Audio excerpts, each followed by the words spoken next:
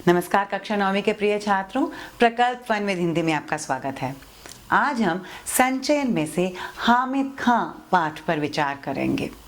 हामिद खां के लेखक केरल के एस.के. पोट्टकाड हैं। एस.के. पोट्टकाड काफ़ी यात्रा कर चुके हैं। उन्होंने काफ़ी जगह घूमकर अपने यात्रा वृत्तांत लिखे हैं। हामिद खां भी उनमें से एक है। ये मलयालम में लिखते थे और हामिद खां अनुदित पाठ है। इसमें उन्होंने तक्षशिला के हामिद खां के बारे में लिखा है कि किस प्रकार उनकी मुलाकात हामिद खां से हुई, किस प्रकार हामिद खां अभी भी उनके मन में समाये हुए हैं। चलिए पाठ की ओर चलते हैं, हामिद खां की ओर चलते हैं। मेरे चैनल को ज़रूर सब्सक्राइब कीजिए और बेल आइकॉन भी ज़रूर दबाइए ताकि जब भी मैं कोई नया वीडियो पोस्ट करूं आपको उसकी खबर मिलती रहे।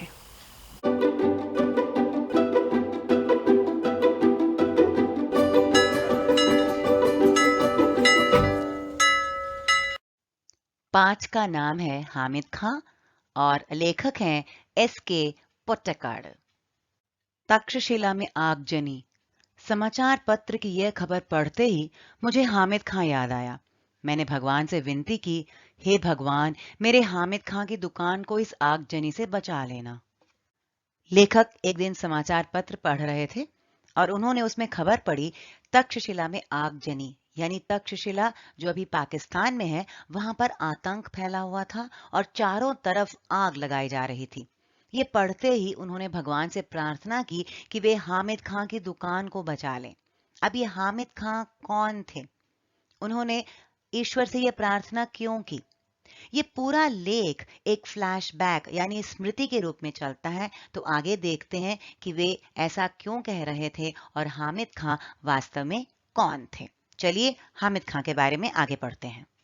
अभी 2 साल ही तो बीते हैं जब मैं तक्षशिला के पौराणिक खंडहर देखने गया था। एक ओर कड़कड़ाती धूप, दूसरी ओर भूख और प्यास के मारे बुरा हाल हो रहा था। रेलवे स्टेशन से करीब 1.25 मील की दूरी पर बसे एक गांव की ओर निकल पड़ा। हस्तरेखाओं के समान फैली गलियों से भरा तंग बाजार, जहां कहीं नजर पड़ी धुआं, मच्छर और गंदगी से भरी जगह ही दिखी।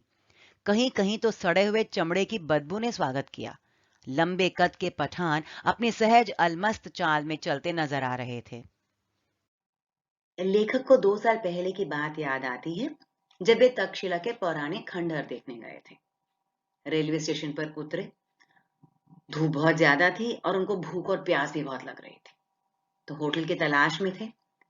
उन्हें पता चला कि रेलवे स्टेशन से कुछ दूर पर एक गांव था, तो वो उस ओर निकल पड़े कि वहां पर कुछ खा पी पाएंगे। अब वहां के बारे में बताते हैं कि वहां की जो बाजार की स्थिति थी वो बहुत बुरी थी। वहां की जो गलियां थी वो एकदम संकीर्ण गलियां थी, और जिस प्रकार हमारी हाथ की रेखाएं आड़ी तिरछी होती हैं, वहां की गलियां भी बिल्कुल वैसी ही थी। और जहां भी उनकी नजर पड़ी, जहां भी लेखक की नजर पड़ी, वहां पर गंदगी ही गंदगी थी। धुआं था, मच्छर थे, चमड़े की बदबू आ रही थी, और वहां पर पठान दिखाई दिए जो अपने मस्त चाल में चल रहे थे। यानी यहाँ पर लेखक बताते हैं कि तक्षशिला के बाजार कैसे थे और वहां के लोग कैसे थे।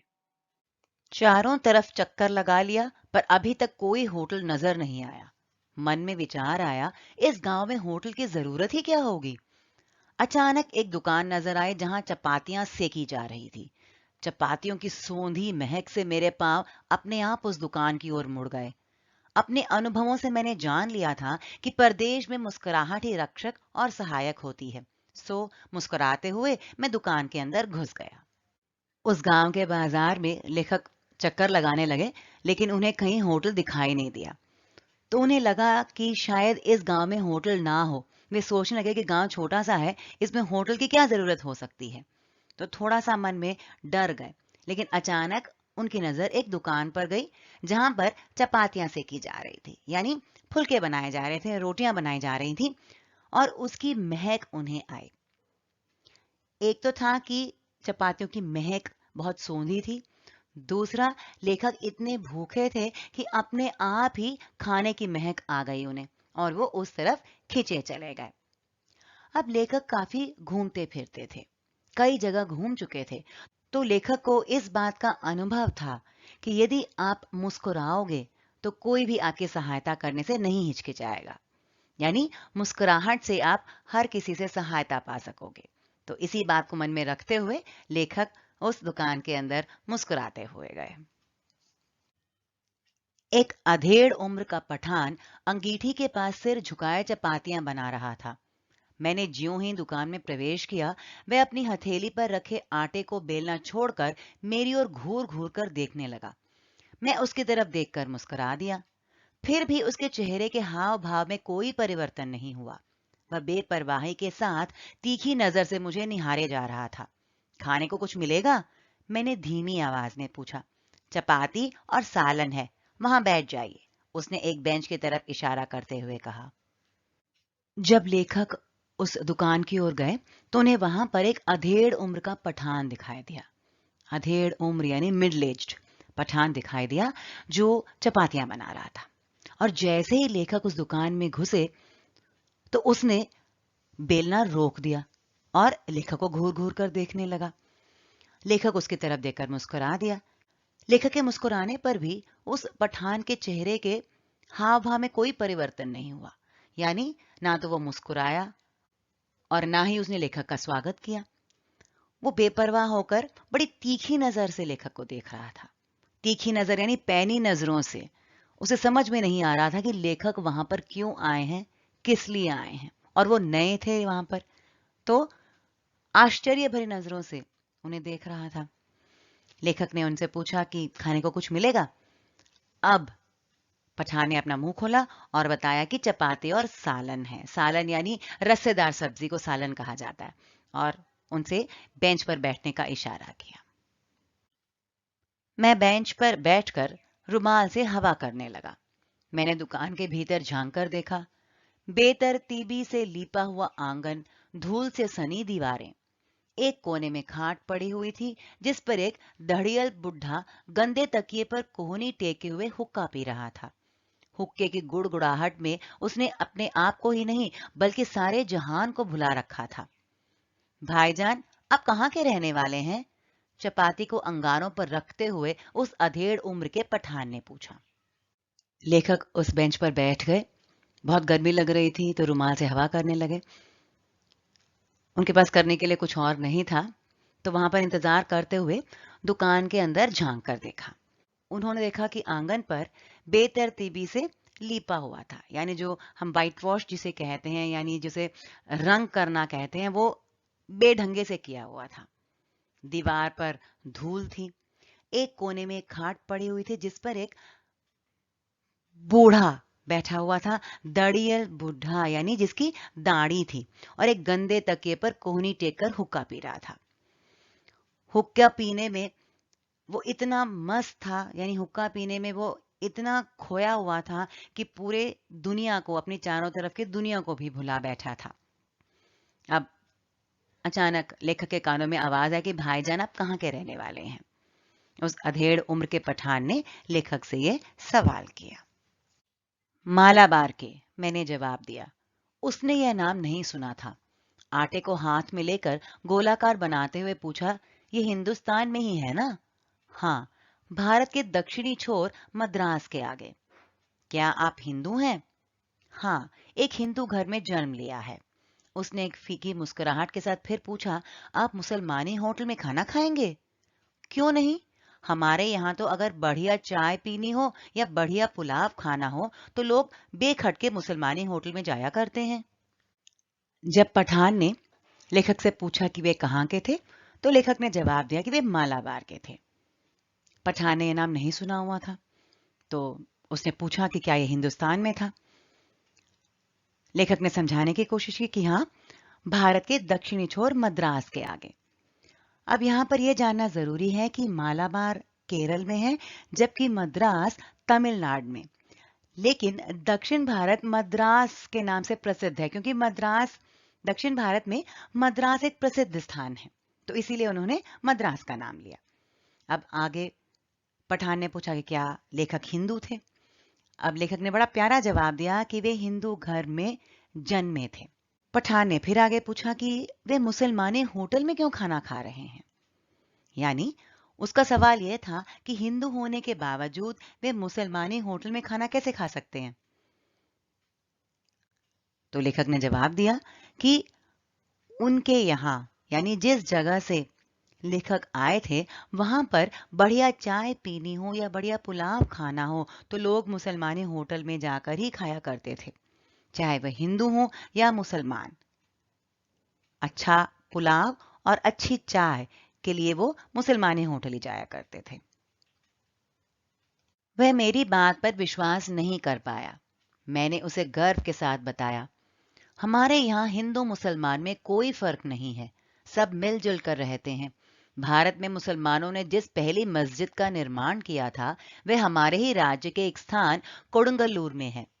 हमारे यहाँ हिंदू मुसलमानों के बीच दंगे नहीं के बराबर होते हैं। उसने मेरी बात को बहुत ही ध्यानपूर्वक सुनकर कहा, काश मैं आपके मुल्क में आकर यह सब अपनी आंखों से देख सकता। क्या आपको मेरी बात पर विश्वास नहीं होता? मैंने पूछा। पठान को लेखक की बात पर विश्वास नहीं हुआ, तो लेखक ने आगे और जोर देते हुए समझाया कि उनके यहाँ हिंदू मुसलमान में कोई फर्क नहीं था। हिंदू और मुसलमान सब मिलजुल कर रहते थे और कोडुंगलूर एक ऐसी जगह है जो केरल में है और यहाँ पर मुसलमानों ने सबसे पहली मस्जिद का निर्माण किया था। यानी भारत में जो पहली मस्जिद बनी थी वो केरल में कोडुंगलूर में बनी थी और यहाँ पर मस्जिद के पास मंदिर भी है। यानी हिंदू मुसलमान के बीच दंगे ना के बराबर होते हैं, बिल्कुल दंगे नहीं होते। अब यह सुनकर पठान को बहुत आश्चर्य हुआ और उसने लेखक से कहा कि काश वह लेखक का देश अपनी आंखों से देख पाता।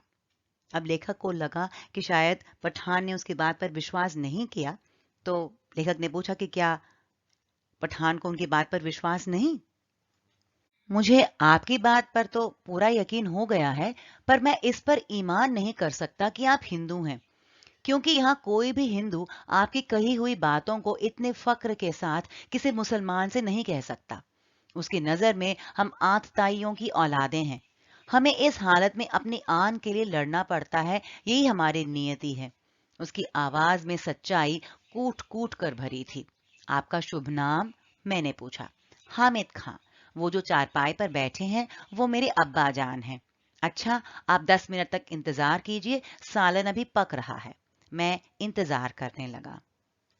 लेखक के पूछने पर कि क्या पठान को उनकी बातों पर विश्वास नहीं, पठान ने जवाब दिया कि उसे उनकी बात पर पूरा विश्वास था, लेकिन उसे इस बात पर विश्वास नहीं हो रहा था कि लेखक हिंदू हैं, क्योंकि जहां पर पठान रहते थे वहां पर कोई भी हिंदू किसी मुसलमान से इतने गर्व के साथ यह बात नहीं कह सकता था कि हिंदू और मुसलमान मिलजुल कर रहते थे, क्योंकि जहां पर पठान रहता था वहां पर हिंदुओं का मानना था कि मुसलमान अत्याचारी थे, आतंकवादी थे और इसलिए उन्हें यानी मुसलमानों को अपनी इज्जत बचाने के लिए लड़ना पड़ता था। उनका भाग्य था ये।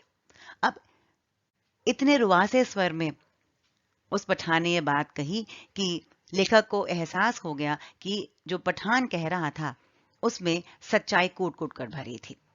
अब लेखक ने उस पठान से पूछा कि उसका नाम क्या था, तो उसने बताया हामिद खां, और यह भी बताया कि जो चारपाई पर बैठे थे वो उनके पिताजी थे। इसके पहले हमने देखा कि जब लेखक ने अंदर झांक कर देखा था तो उन्होंने एक बूढ़े व्यक्ति को हुक्का पीते हुए देखा था, वे हामिद खां के पिताजी थे।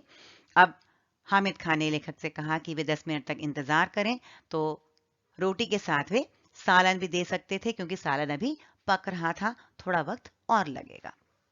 अरे ओ अब्दुल, हामिद खान ने जोर से आवाज लगाई। एक छोकरा दौड़ता हुआ आया जो आंगन में चटाई बिछाकर लाल मिर्च सुखा रहा था। हामिद ने पश्तो भाषा में उसे कुछ आदेश दिया। मैं दुकान के पिछवाड़े की तरफ भागा। भाईजान, जालिमों की इस दुनिया में शैतान भी लुक छिप कर चलता है। किसी पर धौंस जमाकर या मजबूर करके हम प्यार मोल नहीं ले सकते। आप ईमान से मोहब्बत के नाते मेरे होटल में खाना खाने आए हैं। ऐसी ईमानदारी और मोहब्बत का असर मेरे दिल में क्यों ना पड़े। अगर हिंदू और मुसलमान ईमान से आपस में मोहब्बत करते तो कितना अच्छा होता। धीमे स्वर में बोलते हुए वह अंगीठी से आखिरी चपाती उतार कर खड़ा हो गया। लेखक को इंतजार करने के लिए कहते हुए हामिद खान ने अब्दुल नाम के लड़के को आवाज लगाई, जो आंगन में लाल मिर्च सुखा रहा था, और उसने पश्तो भाषा में उसे कुछ आदेश दिया। पश्तो भाषा पाकिस्तान और अफगानिस्तान में बोली जाने वाली भाषा है। उसने कुछ कहा उस लड़के से और वो लड़का दुकान के पीछे की ओर भाग गया। अब हामिद खान लेखक से फिर से बात करने लगा। उसने बताया कि जालिमों की दुनिया में शैतान भी लुक छिप कर चलता है, यानी जहां पर अत्याचारी होते हैं वहां पर शैतान भी आने में डरता है। यानी एक शैतान भी अत्याचारी व्यक्ति से डरता है और किसी पर धौंस जमाकर उनसे प्यार नहीं ले सकते, यानी किसी को डराकर उन्हें मजबूर करके प्यार नहीं मिल सकता। यदि प्यार पाना हो, मोहब्बत पानी हो, तो हमें भी दूसरों से मोहब्बत करनी होती है, तभी मोहब्बत मिल सकती है। अब वे लेखकों कहते हैं कि लेखक ने विश्वास और मोहब्बत की वजह से ही हामिद खां का होटल चुना खाना खाने के लिए, और हामिद खां का दिल खुश हो गया था। इनकी ईमानदारी और मोहब्बत को देखकर हामिद खां का दिल खुश हो गया था।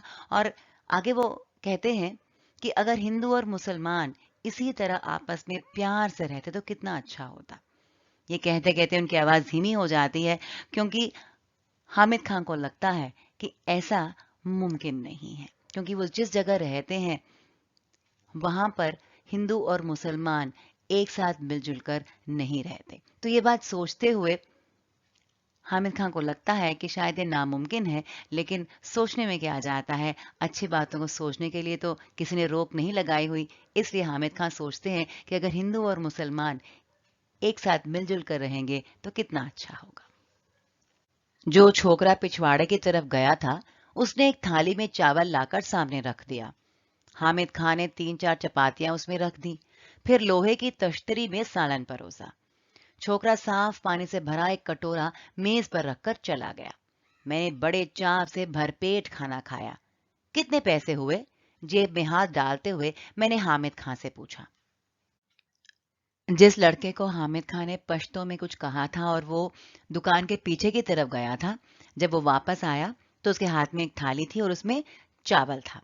हामिद खान ने उसमें 3-4 चपातियां रख दी और एक लोहे की तश्तरी तश्तरी यानी प्लेट में सालन भी रखा, और ये लेखक को खाने के लिए दिया। उस लड़के ने साफ पानी भी रख दिया वहां पर। लेखक भूखे तो थे ही, और जब उन्हें गरम गरम खाना मिला तो बड़े शौक से उन्होंने खाना खाया और उनका पेट भर गया।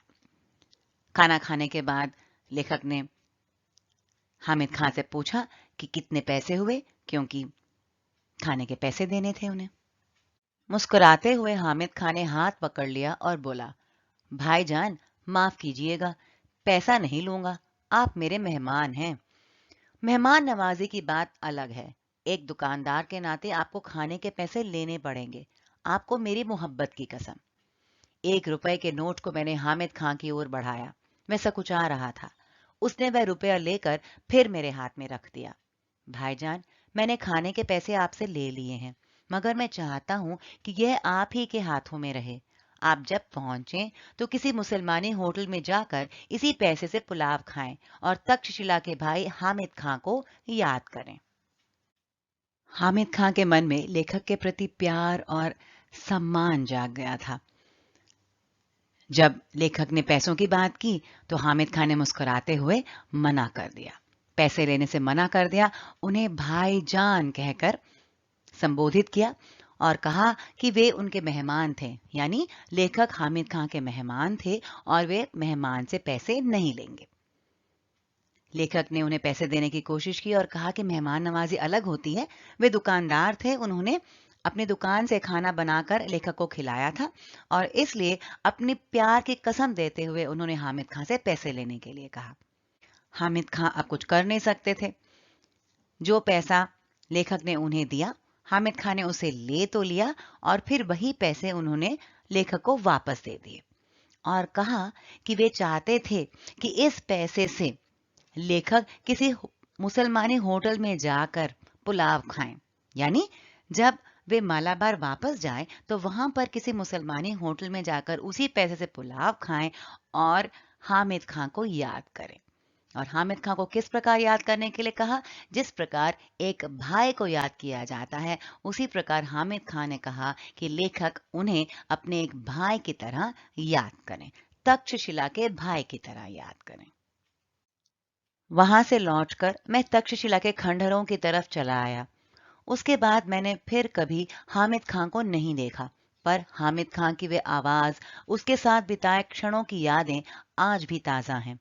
उसकी वह मुस्कान आज भी मेरे दिल में बसी है।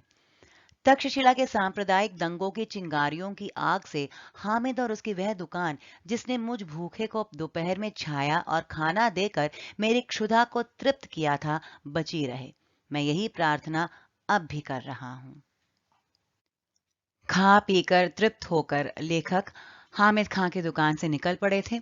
वहां से खंडहरों की तरफ गए और उसके बाद उन्होंने हामिद खां को कभी नहीं देखा, क्योंकि वो वापस लौट आए अपने देश। कहते हैं लेकिन आज भी उन्हें हामिद खां की आवाज याद है। हामिद खां के साथ बिताया हुआ हर पल आज भी ताजा है, क्योंकि हामिद खां के साथ जो एक संबंध स्थापित हो गया था उनका, वो भुला नहीं पाए थे उसे। हामिद खां की मुस्कान उनके दिल में बस चुकी थी। और आज 2 साल बाद जब वो समाचार पत्र पढ़ रहे थे, तो फिर से उनकी याद ताजा हो गई और उन्हें याद आया उस हामिद खां के बारे में, जिसने भूखे लेखक की भूख को शांत किया था। और लेखक प्रार्थना कर रहे थे कि जो सांप्रदायिक दंगे हो रहे थे तक्षशिला में, उसमें हामिद खां को कुछ ना हो, हामिद खां को उससे ईश्वर बचा लें। यहाँ पर लेखक ने एक छोटी सी घटना का विवरण देते हुए हिंदू और मुसलमान की एकता का बहुत ही सुंदर पाठ पढ़ा दिया है। चलिए अब कुछ संभावित प्रश्न देख लेते हैं। उस बाजार का विवरण दीजिए जहां हामिद खां का होटल था। लेखक और हामिद खां की मुलाकात का विवरण दीजिए। लेखक ने अपने बारे में हामिद खां को क्या बताया? हामिद खां ने लेखक से पैसे लेने से इनकार क्यों कर दिया? लेखक के जबरदस्ती पैसे देने पर हामिद खां ने उन पैसों का क्या किया? छात्रों, इस पाठ को विस्तृत रूप से सीख चुके हैं। बहुत ही रोचक पाठ है। कोई शंका, कोई संदेह हो तो जरूर पूछिएगा। अब मैं विदा लेना चाहूंगी। नमस्कार।